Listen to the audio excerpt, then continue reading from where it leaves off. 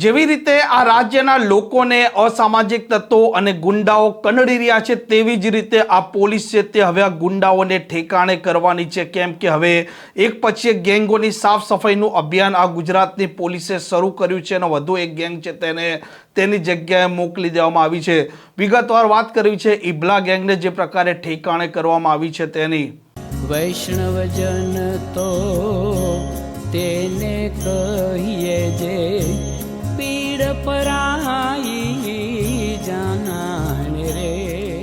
નમસ્કાર, આપ જોઈ રહ્યા છો નવજીવન ન્યૂઝ અને હું છું આપની સાથે તોફિક ગાંચી। આ રાજ્યમાં 650 થાણા છે અને દરેક થાણા વિસ્તારમાં કોઈને કોઈ ગેંગ નાના મોટા અંશે સતત કાર્યરત હોય છે। આ ગેંગો શરૂઆતના ગાળામાં નાના ધંધાઓથી શરૂઆત કરે છે, જુગારના અડ્ડા ચલાવે છે, વરલી મટકાના સ્ટેન્ડ ચલાવે છે, મેચોના ધંધા ચલાવે છે અને દિવસે ને દિવસે તેમના સાથે લોકો એટલે કે આ ટપોરીઓ છે તે એકત્ર થતા હોય છે અને ત્યાર પછી તે શરીર સંબંધી ગુના હોય, પ્રોહિબિશનના ગુના હોય તે આચરતા હોય છે અને તેમનો એક અડ્ડો બનાવી દેતા હોય છે, જ્યાં તે બેઠકો કરે છે અને તે વિસ્તારના લોકોને વારંવાર તે ડરાવે છે, ભયભીત કરે છે। અને વર્તમાન સમયમાં આવા લુખ્ખા, આવા ટપોરીઓ, આ સોશિયલ મીડિયાના દાદાઓ છે તે સ્ટેટસો મૂકતા હોય છે અને પોતે ભાઈ છે તેવો એક માહોલ બનાવવાનો પ્રયાસ કરતા હોય છે, પરંતુ વાસ્તવમાં તેમને જ્યારે પોલીસનો સામનો થતો હોય છે તે સમયે તે છે બેસવાની હાલતમાં પણ નથી રહેતા, તેની પણ તેમને ખબર હોય છે। અને તાજેતરમાં જે પ્રકારે ગુસ્સી ટોકનો જે કાયદો હતો તેમાં રાજ્યની સરકારે એક ટૂંકો સુધારો કર્યો છે અને જેમાં હવે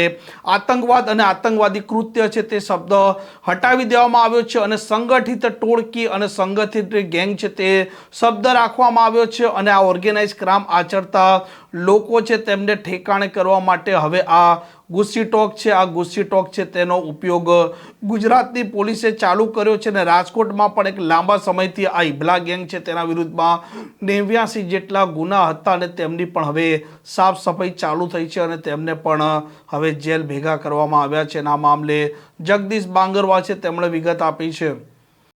માનનીય સીપી સર બ્રજેશ કુમાર જાસર અને એડિશનલ સીપી સર ચૈતન્ય મંડલિક સરની સૂચના અને માર્ગદર્શન હેઠળ રાજકોટ શહેરમાં વારંવાર ગુના આચરનાર અને ભયનો માહોલ ઊભા કરનાર ગુનેગારોને દરેક રીતે તોડી પાડવા માટે રાજકોટ શહેર ક્રાઇમ બ્રાન્ચ દ્વારા ઝુંબેશ હાથ ધરવામાં આવેલ છે।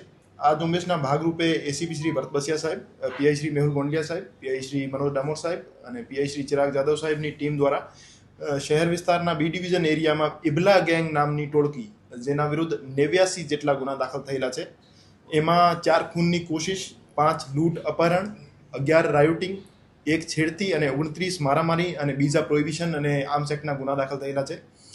આ આરોપીઓ પૈકી ગેંગ લીડર ઇબ્રાહિમ ઉર્ફે ઇબલો જે છે અને એક જાવેદ ઉર્ફે જવલો, એ બંને આરોપી જેલમાં છે હાલમાં।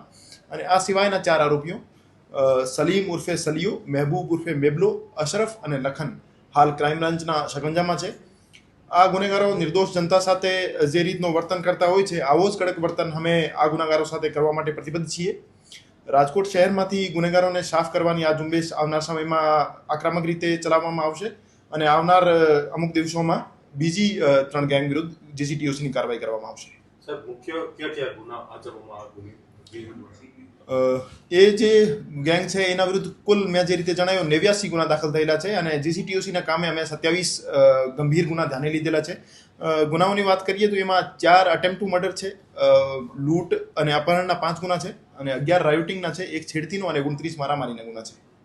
આમ વર્તમાન સમયમાં જે પ્રકારે ગુસ્સી ટોક કાયદો છે તેમાં સુધારો આવ્યો છે, તેમાં તે પણ જોગવાઈ છે કે જે લોકો આવી ગેંગો છે, આવી ગેંગોને પોષે છે, મોટી કરે છે, પ્રોટેક્ટ કરે છે, ભલે તેઓ લોકોના વિરુદ્ધમાં કોઈ પણ પ્રકારનો પોલીસના ચોપડે ગુનો ના હોય, પરંતુ આરોપીઓ છે, આરોપીઓ જે પ્રકારે પોલીસ સમક્ષ જુબાની આપશે તે પુરાવો માન્ય રહેશે અને સાથે સાથે ટેકનિકલી પુરાવા એટલે કે સાંયોગિક પુરાવા પણ પોલીસ એકત્ર કરશે અને તે પણ માન્ય રહેશે। એટલે કે જે લોકો આ ગેંગો ચલાવે છે અને જે લોકો આ ગેંગોનો ઉપયોગ પોતાના લાભ માટે કે પોતાનો દબદબો બનાવી રાખવા માટે કરે છે તે લોકો પણ હવે ગુસ્સી ટોકના આરોપી બનવાના છે, તેમણે પણ હવે યાદ રાખવાની જરૂર છે। અને ઇબલા ગેંગ જે રાજકોટમાં ત્રાસ અને આતંક મચાવતી હતી તેમના પણ હવે મામેરા ભરાઈ ચૂક્યા છે। આ પ્રકારની ક્રાઇમ સ્ટોરી માટે નવજીવન ન્યૂઝની આ ચેનલ સાથે જોડાયેલા રહો। નમસ્કાર।